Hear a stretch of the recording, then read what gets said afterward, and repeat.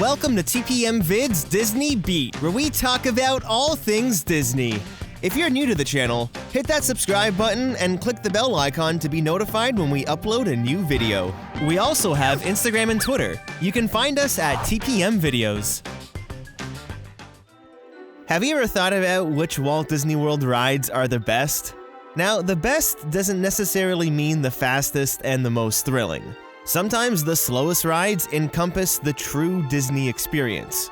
What sets a lot of Disney rides apart from rides at other theme parks is their ability to tell a story, immersing you into a brand new world. Now, imagine you're gonna visit all 4 theme parks in one day: Animal Kingdom, Epcot, Hollywood Studios, and Magic Kingdom. It's tough to do, but it's possible. You only have so much time in a day, which means that there's only so many rides you can actually go on. You'd probably choose the best rides if you could, right? Well, this video is going to be approached with the mindset of only having one day to visit all 4 parks. You're only able to go on 10 rides, which does not include show-based experiences, and you're not necessarily limited by FastPass availability. So today, we're going to be counting down the top 10 best rides at Walt Disney World. Number 10. Remember how we said that sometimes the slowest rides encompass the true Disney experience? Well, the Tomorrowland Transit Authority Peoplemover falls right into this category, and although it only tops speeds of 7 miles per hour, nothing screams classic Disney like the Peoplemover. It's one of the longer rides at Magic Kingdom with a ride time of just under 10 minutes. The line's usually pretty short, and not only does it take you through other attractions and offers great views of Tomorrowland, you also get some pretty amazing views of the hub and the castle as well. This Grand Circle tour of Tomorrowland is unique and still has a lot of its original charm that it had when it opened in 1975. Anyone regardless of age and height can enjoy the Peoplemover. It might just be the most iconic ride in Tomorrowland, especially seeing how it's still operational and Disneyland's is now abandoned and extinct. Number 9. Using audio animatronics to tell a story is another ride element that encompasses the Disney experience. And what a better example of this than Spaceship Earth at Epcot. Sure, it's another slow-moving Omnimover ride, but with a ride time of just over 16 minutes, this makes it the longest ride on the list. Although Spaceship Earth has seen some changes since it first opened in 1982, it's still a perfect example of the traditional way of Disney storytelling. From the onboard narration by Judi Dench to the score and the intricate scenes with all the animatronics, you're drawn into each scene as you watch the evolution of communication technology come to life right before your eyes. It's amazing how realistic some of the animatronics are, especially the sleeping monk. He's one of my favorites for sure. Disney's ability to use physical sets and animatronics to tell a story always makes for a captivating ride, and the fact that it all fits in this geodesic sphere is even more amazing. Number 8. The 7 Dwarfs Mine Train in New Fantasyland at Magic Kingdom introduced this coaster dark ride hybrid attraction to the Disney parks. The highlight of the ride is definitely seeing the 7 Dwarf animatronics as you travel through the mine. These are some of the best audio animatronics at Walt Disney World.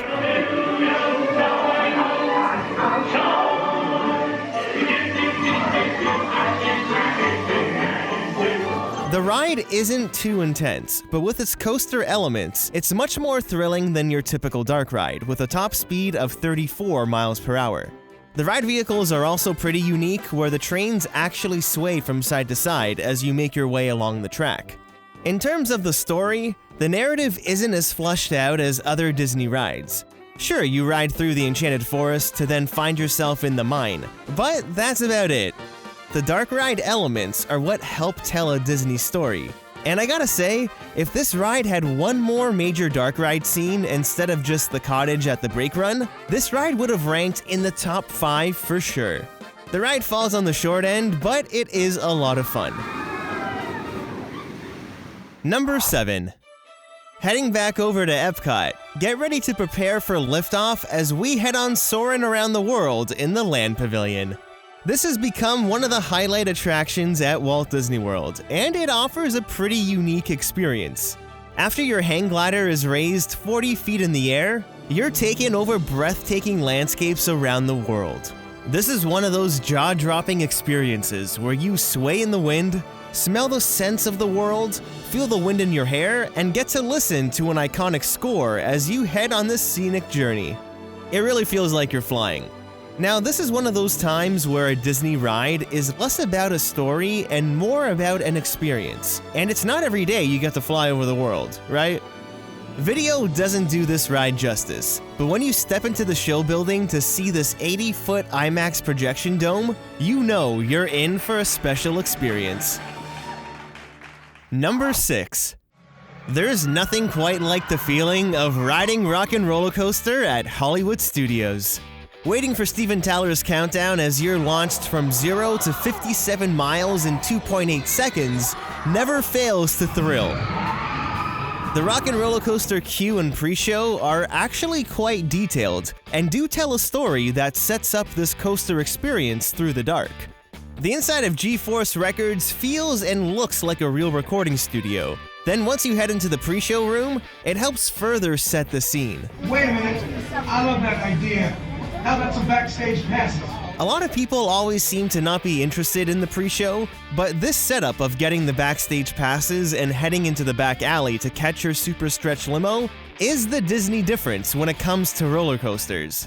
The back alley of the loading area is full of grit and dirt, but after a minute of flying through the coaster track, which does include 3 inversions, the scenery of the ride completely changes when you get to the theater for the premiere. This is just one of the best coasters at Walt Disney World, and don't worry, there's more to come. Number 5. Next, we're gonna change the pace and board our boat on Pirates of the Caribbean at Magic Kingdom. Water-based dark rides are a staple of the Disney theme parks, and Pirates of the Caribbean is another classic Disney attraction. Dozens of audio animatronics, highly detailed physical sets, and a catchy soundtrack can all be found along the 8-minute leisure ride. Now sure, this version of Pirates is shorter than Disneyland's, but that's not to say that this isn't a good ride by any means. It's one of the rides I go on multiple times while at Magic Kingdom, and it's another classic Disney ride. Now, although Pirates of the Caribbean has seen some changes since it first opened in 1973, it still lets you experience the pirate's life.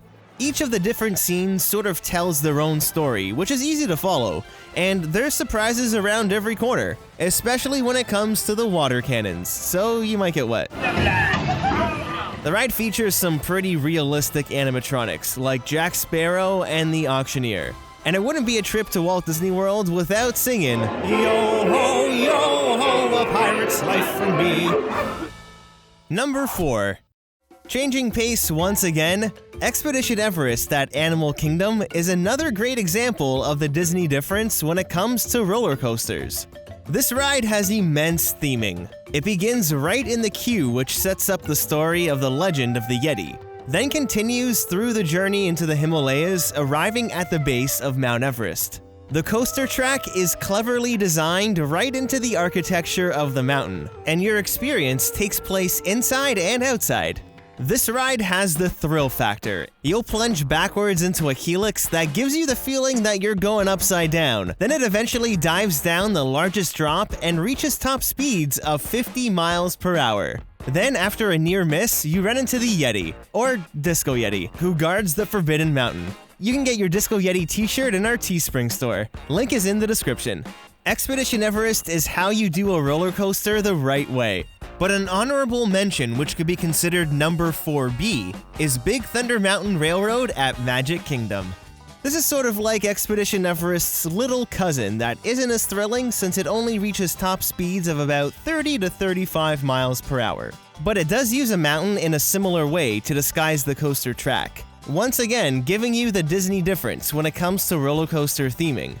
The entire area takes up 2.5 acres of Frontierland, and this ride also has a story, but it's not as prominent as other Disney attractions. It's better known for just being the wildest ride in the wilderness. Both of these mountainous Disney roller coasters are some of the best rides to get your adrenaline pumping, and they never disappoint. Number 3. Avatar Flight of Passage in Pandora at Animal Kingdom is a great example of how to use 3D augmented reality on a ride the right way. This flying simulator attraction allows guests to ride on the back of a Banshee and soar across the landscape of Pandora. Think of it as a cross between a more intense Soaring with the movement of Star Tours, only you're riding on your own individual vehicle. It actually allows you to feel the Banshee breathing against your legs. It's really cool. Flight of Passage is the newest ride on the list, and this highly immersive and thrilling experience begins right in the queue. There's a lot of detail from the outside of the mountain into the bioluminescent forest, and past the indoor lab with the floating animatronic. The lab's so detailed that it could very well be its own walkthrough attraction. The pre-show does a great job of explaining the story. We're here in the Valley of Moara studying banshees and their environment. With permission from the Na'vi and in partnership with Alpha Centauri Expeditions, we can now bring this amazing experience to you. And this is what allows you to experience the beauty of this lush landscape. You even get to smell the scents of Pandora. Flight of Passage offers a breathtaking experience and is an excellent example of modern Disney storytelling. Number 2. As you head down Sunset Boulevard at Hollywood Studios, the rows of palm trees lead to the Twilight Zone Tower of Terror. It's a fully immersive experience that's unlike any other drop tower ride out there. Before falling 130 feet at speeds of up to 39 miles per hour, you'll need to dig your way through the cobwebs of this abandoned 1930s hotel. Right this way. From the cracked fountain in the courtyard, to the deserted hotel lobby, into the library with the iconic pre-show, and then through the boiler room, it's just the tip of the iceberg when it comes to the ride's storytelling. There's a lot of detail that went into Tower of Terror. Once you enter the fifth dimension, you never know what the experience is gonna be like, since they use randomized drop patterns on the ride. You'll scream, laugh, and get an amazing bird's-eye view of the park, all while you experience this iconic Disney ride. Number 1. Closing the list off, we'll head back over to Magic Kingdom, where it's a zippity-doo-dah day on Splash Mountain. Sure, your log plunges down Chickapin Hill at 40 miles per hour, but that's just one element that makes this the best ride at Walt Disney World. At the heart, Splash Mountain is a classic Disney dark ride that features 69 audio animatronics telling the story of Brer Rabbit's adventures to find his laughing place. Before you even enter the dark ride scenes, the outside sections of the ride help establish the world of the Brer characters. Once you're inside, the sets are vibrant and there's many catchy songs that help tell the story. But this is one Disney ride that specifically has a clear beginning, middle, and end while following a singular character. Brer Rabbit starts his journey, leaves home, gets into some trouble on the way, but he's able to make it through it all right. It's one of the longer rides on the list with a ride time of just over 10 minutes, and there's really nothing like that grand finale scene with all the animatronics celebrating Brer Rabbit's return home.